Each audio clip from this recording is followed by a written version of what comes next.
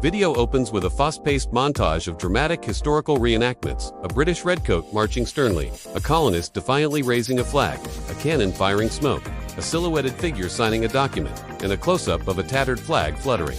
Intense, percussive music builds. Thumbnail, a powerful image of a musket-wielding Minuteman, silhouetted against a fiery red sunset, with a subtle overlay of a torn Declaration of Independence. Imagine a world where your every move was dictated by a distant, powerful empire. A world where your sweat and toil fueled their coffers, yet your voice remained unheard. Sounds like a dystopian nightmare, right? But for the American colonies in the 18th century, this was their suffocating reality under British rule. They were taxed without representation, their trade was stifled, and their fundamental freedoms were systematically eroded. What would you do when pushed to the absolute breaking point? Would you quietly accept your fate, or would you dare to defy the mightiest empire on earth, knowing full well the cost could be your life, your family, your entire way of existence? This isn't just ancient history. This is the raw, visceral story of ordinary people who transformed themselves into revolutionaries, igniting a flame that would forever change the course of human liberty. And trust me, the tale of how America, a fledgling collection of disgruntled colonies, managed to wrench its independence from the formidable grasp of Great Britain is far more intricate, perilous, and utterly astounding than you've ever been told. Get ready, because we're about to plunge into the heart of a conflict that defied all odds. A struggle forged in fire and idealism that birthed the United States of America. The seeds of revolution were not sown overnight. They germinated over decades of growing resentment and perceived injustice. Following the costly French and Indian War, Great Britain found itself deeply in debt and looked to its American colonies to help shoulder the financial burden. This led to a series of acts and taxes that, from the colonists' perspective, were blatant violations of their rights as Englishmen. The Sugar Act of 1764, the Stamp Act of 1765, and the Townshend Acts of 1767 were met with increasing resistance, boycotts, and protests. The fundamental principle at stake was no taxation without representation. Colonists argued that since they had no elected representatives in the British Parliament, Parliament had no right to levy taxes upon them. This wasn't merely about the money. It was about political power and the assertion of self-governance.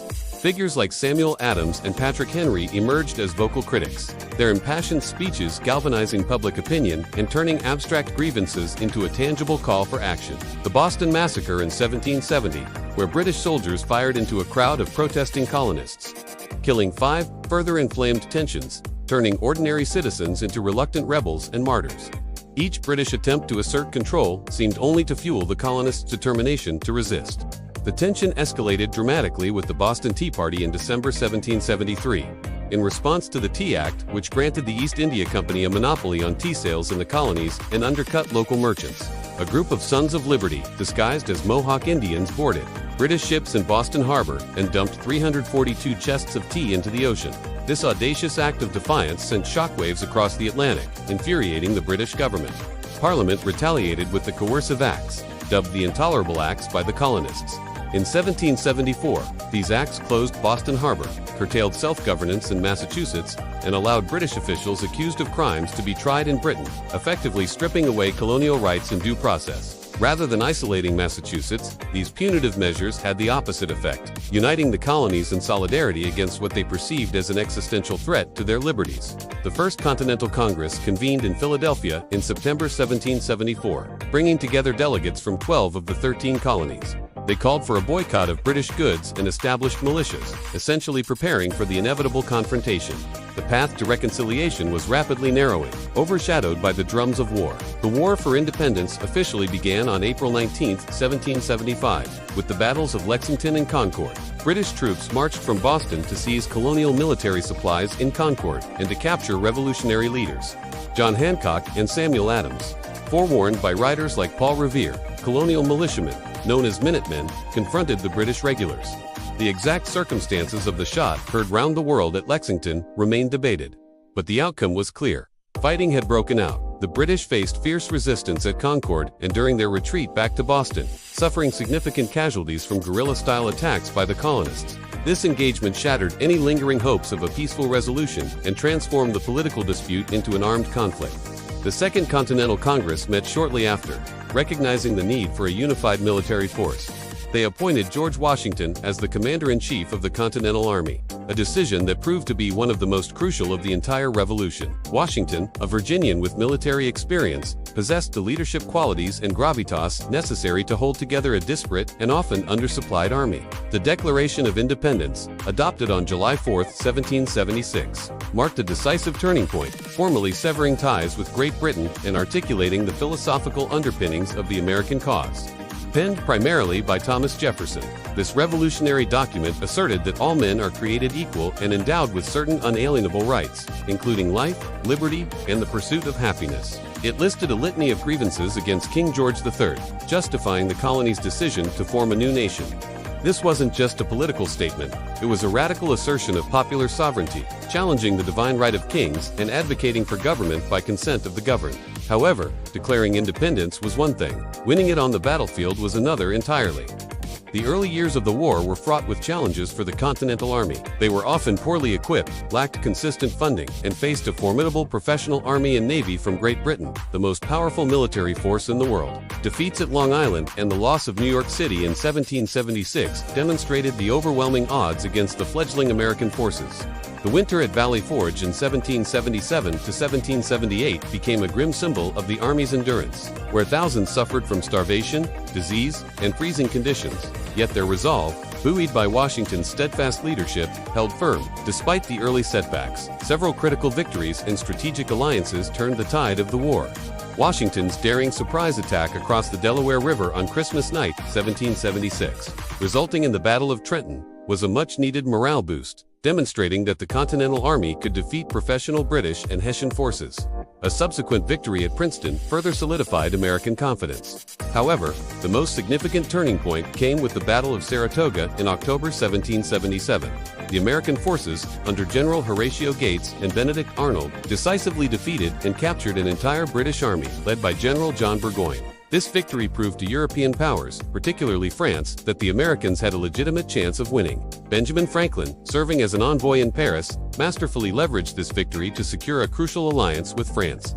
In 1778, France officially recognized American independence and entered the war as an American ally, providing vital military aid, naval support, supplies, and financial assistance. The French alliance transformed the conflict from a colonial rebellion into a global war, forcing Britain to divert resources and fight on multiple fronts. Later, Spain and the Netherlands also joined the conflict against Britain, further stretching British resources. The final decisive campaign unfolded in the southern colonies. After failing to suppress the rebellion in the north, the British shifted their focus south, hoping to rally loyalist support. However, American generals like Nathanael Greene employed Fabian tactics, harassing British forces and drawing them into a protracted struggle. Guerrilla warfare, led by figures like Francis Marion, the Swamp Fox, effectively disrupted British supply lines and kept them on edge. The combined American and French forces ultimately cornered the main British army under General Lord Cornwallis at Yorktown, Virginia, in 1781.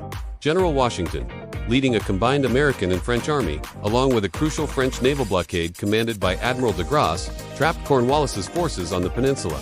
The siege of Yorktown lasted several weeks, with relentless bombardment from the Allied forces. On October 19, 1781, Cornwallis, with no hope of reinforcement or escape, surrendered his entire army to Washington. This crushing defeat effectively ended major fighting in the American Revolutionary War, although isolated skirmishes continued for some time. The British Parliament, facing mounting debt and political pressure, began peace negotiations. The Treaty of Paris, signed in September 1783, formally recognized the independence of the United States of America. Great Britain officially ceded vast territories to the new nation, extending its borders westward to the Mississippi River, northward to Canada, and southward to Florida. The treaty also addressed various issues, including fishing rights, pre-war debts, and the treatment of loyalists. The new nation, however, faced immense challenges. It was a collection of sovereign states with a weak central government under the Articles of Confederation, grappling with economic instability, internal divisions, and the daunting task of building a lasting republic. The war had been won, but the experiment of self-governance had only just begun.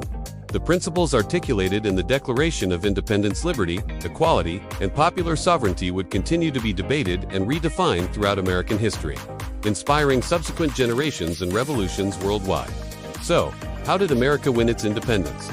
It wasn't through sheer military might or an overwhelming technological advantage. It was a complex tapestry woven from a fierce commitment to liberty, strategic alliances, the unwavering leadership of figures like George Washington, and the sheer tenacity and sacrifice of ordinary men and women who dared to dream of a nation where they could govern themselves. From the intellectual ferment of Enlightenment ideas to the bloody battlefields of Saratoga and Yorktown, the American Revolution stands as a testament to the power of a unified people, against all odds, to carve out their own destiny. It's a story of courage, resilience, and the birth of an idea that changed the world forever. And that, my friends, is how America, against all expectations, broke free from the chains of empire and forged its own path into the annals of history. Video outro. The music swells triumphantly as a drone shot pulls back over a vast, majestic American landscape. Perhaps Mount Vernon or the Philadelphia skyline, fading into an iconic image of the American flag waving proudly. The final frame holds on a single, powerful word: freedom.